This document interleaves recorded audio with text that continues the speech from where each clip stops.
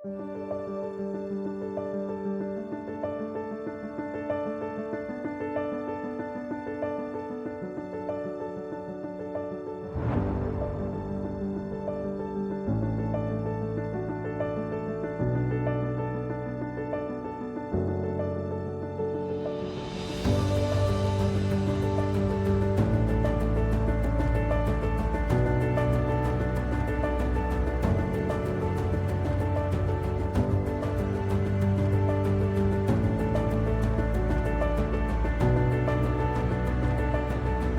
guys, it's Rebecca. We're coming back in the arena, and today I want to talk a little bit about teaching your horse to go bridleless. So you're like, Rebecca, you have a bridle on your horse. Yes, no, I have not gotten to the point with this horse yet where I can take the bridle off.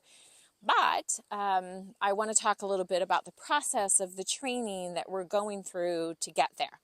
So number one, the very first thing that you have to do in order to go bridleless is you have to keep yourself safe and you have to keep the horse safe. So in this regard, I do not have an enclosed arena. It's a little bit easier if you have an enclosed arena because you can more quickly take the bridle off. Because in this instance, the horse would not be safe. So if for some bizarre reason a fox jumped out of the bushes and my horse spooked and I came off, and this is true at any point, but especially if you do not have any sort of subsequent way to like really quickly stop your horse until they're trained, he could really injure himself galloping off. Okay, so because I have no enclosed arena, I have the bridle on.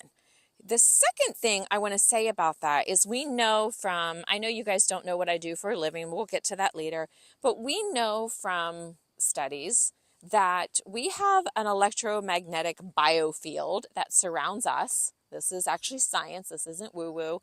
And so does the horses. And ours extends about 6 feet from us. I think that they said that horses can extend up to 30 feet.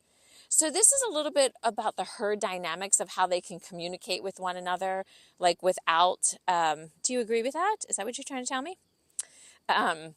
And how the herd can, has this sort of like the fish swimming in the ocean and they all stay together, right? Has a little bit to do with their electromagnetic field. So the reason I'm bringing this up is because if you are really scared to go bridleless, your horse is going to pick up on that. Okay. So one of the aspects of going bridleless is that you are not scared or worried and that you're not portraying that to your horse. And so that's why it's nice to have the bridle on in case you need it. And sometimes I will, even though I'll just hook it through an arm, or in my other saddle pad, I actually have a little Velcro loop that I can hook the reins to, because you don't want the reins to drop down, because this guy likes to carry his head a little bit low. You don't want the reins dropping down where you don't, they're unsafe getting around the horse's feet. You'll also sometimes when they're really loose, they'll start to like slap around, and I don't really like that either. You can obviously go bitless. You can obviously have a halter on them. You do not have to have a bridle on them. But for this instance, I'm starting with the bridle. So the second step is groundwork that your horse stops. And I like to teach them 2 ways. So I do a lot of groundwork with my horses. And if you guys need this demonstration, please put it in the comments below. Okay. But I'm going to get the horse to stop via my voice command, which for me is ho. Okay, so that is my voice command for all 4 feet stop. The other thing is I teach them that if I touch them on the front of their chest, that I want them to stop.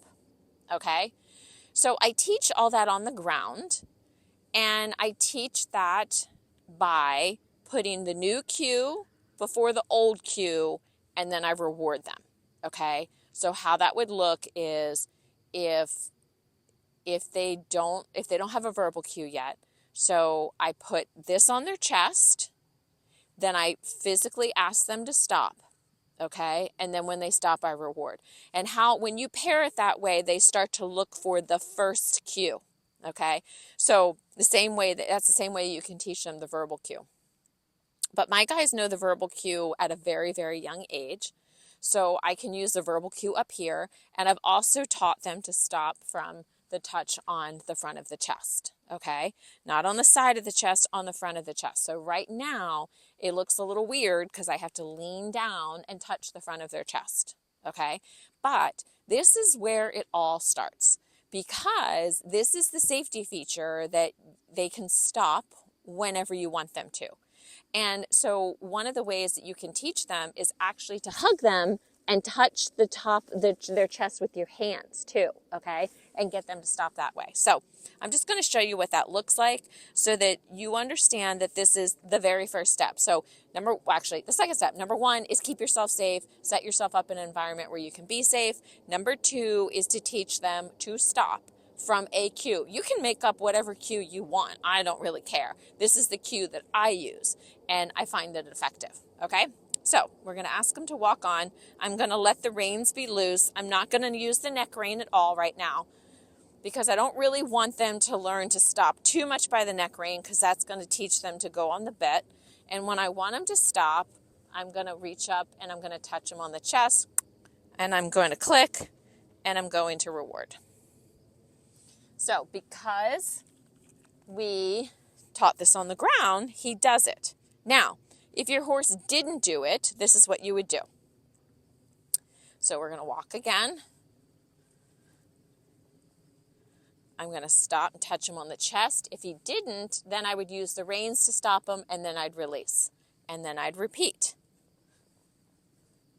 And when I did the chest, and then I'd use the reins, and then I'd release. And I would do that until he started to realize that the cue on the chest meant to stop. And then when he stops, I would cluck and I would give him a treat. And that's how you teach him how to halt. So we'll go in the other direction real quick because we're starting to lose some daylight here. And I wanted to make sure you guys can see the video. So we'll go in the other direction here. We'll get into steering later, so don't worry about that. This is just step 2.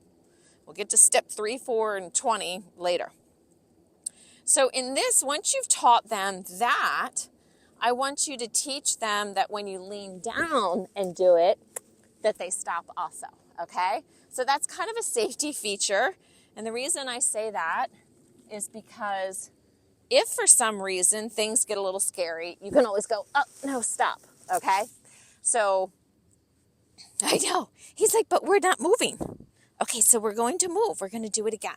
He's like, yeah, this is fun. He loves these kind of workouts. This is like basics. He's like, this is great. So I'm going to reach down. I'm going to hug him. Good job, bud. And that's it. And so that is your lesson for the week. That is the very, very beginnings of teaching your horse how to go bridleless. And that's the safety feature of learning how to stop. We'll get to the rest later. So we're running out of daylight, so we'll do them on another day. But thanks for joining me, and I'll see you guys in the future. If you're really interested in teaching your horse how to go bridleless and you want me to really incorporate more of this, I'm more than happy to, because both of my horses this winter, that's what I'm going to be working on a lot. Okay, see you guys next time.